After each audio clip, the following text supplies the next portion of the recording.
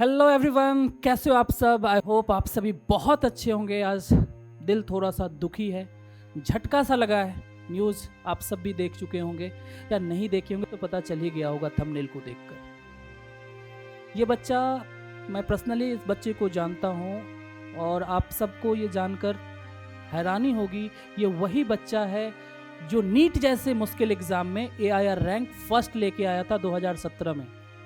जून का महीना याद आ रहा है मुझे, जब ये बच्चे का रिजल्ट आया था और इस बच्चे ने रैंक 1 आने के बावजूद भी, मुझे याद इसलिए है क्योंकि इन्होंने एम्स जैसे कॉलेज को नहीं चुना था, ये चुना था मौलाना आज़ाद मेडिकल कॉलेज को। और ये बहुत ही सरप्राइजिंग था कि ऐसा क्यों। जब इनसे पूछा गया तो ये बताया था कि इसका मौलाना आज़ाद का फ़ीस बहुत कम है, इस वजह से मैं चुन रहा हूँ मौलाना आज़ाद को। और आज ये न्यूज़ सुनता हूँ, दिल को बहुत तेज झटका लगा।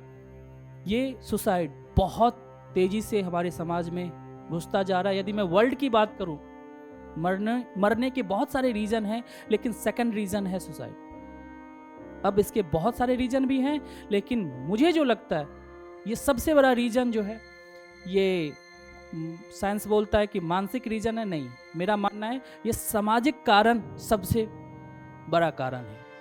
और सामाजिक कारण में हम टीचर का भी बहुत बड़ा रोल है और साथ ही साथ पेरेंट्स भी बहुत इसमें रोल में आ रहे हैं। और पेरेंट्स हो रहे हैं, समाज का ही गलती है कि हम पढ़ाई के नेम पे कि बच्चे को प्रेशर कुकर बना रहे हैं और बच्चे फटे जा रहे हैं। लेकिन इस केस को मैं इसलिए थोड़ा सा सेंसिटिव मान रहा हूँ क्योंकि अभी तक जो भी न्यूज़ आ रहा था कोटा से, पटना से, दिल्ली से, वो बच्चे सुसाइड कर रहे थे जो प्रिपरेशन में है और प्रेशर को झेल नहीं पा रहे। अब इन बच्चे के बारे में क्या बताऊं। ये नीट 2017 का AIR रैंक 1 है, ड्रीम हुआ करता है रैंक 1 लेके आना, और इतने अच्छे रैंक के बावजूद भी आज हम बातचीत कर रहे हैं इन बच्चे के लिए जो सुसाइड कर लिया है। इनका पोस्टमार्टम हुआ है, सब जो था हॉस्टल से निकला है। बहुत दिल को झटका सा दिया। बहुत अच्छे से मैं जान रहा था इस बच्चे को क्योंकि उस टाइम पे बहुत 2017 की बात है, याद आ रही है वो बातें।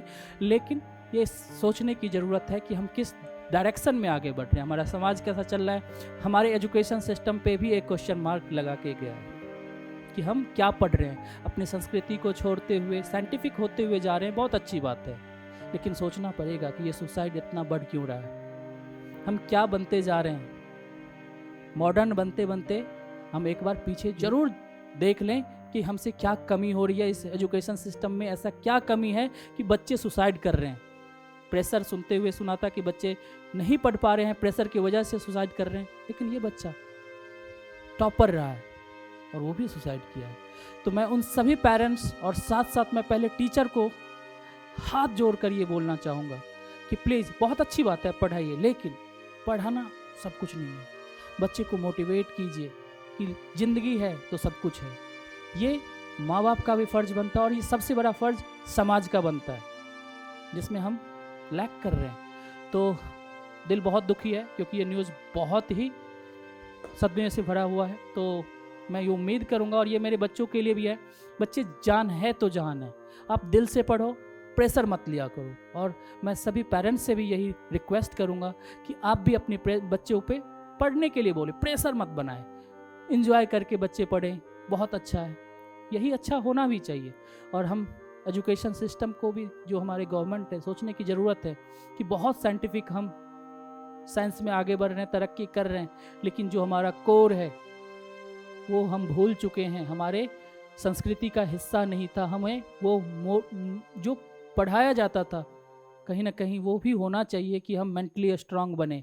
ये मानसिक प्रॉब्लम के से ज़्यादा मुझे कहीं ना कहीं अब सामाजिक प्रॉब्लम दिख रहा है। तो मैं पेरेंट्स के साथ साथ टीचर कि अब ये आपकी रिस्पॉन्सिबिलिटी है, क्योंकि आपके साथ बच्चे कनेक्ट होते हैं, तो केवल पढ़ाने पे फोकस ना करके प्रेशर कुकर ना बनाएं। उन बच्चे की प्रॉब्लम को सुने, उन्हें क्या दिक्कत है, ये बातचीत करना ये टीचर के साथ साथ पेरेंट्स और पेरेंट्स के साथ साथ पूरे समाज का काम है। तो इस दुख की घड़ी को बहुत, ये न्यूज़ मेरे लिए बहुत सैड सा था क्योंकि इन बच्चों को मैं पर्सनली जान रहा था और ये प्रॉब्लम तो बहुत तेज़ी से बढ़ रहा है। तो आज के लिए इतना ही, और आगे क्या बोल सकते हैं। Okay, thank you so much.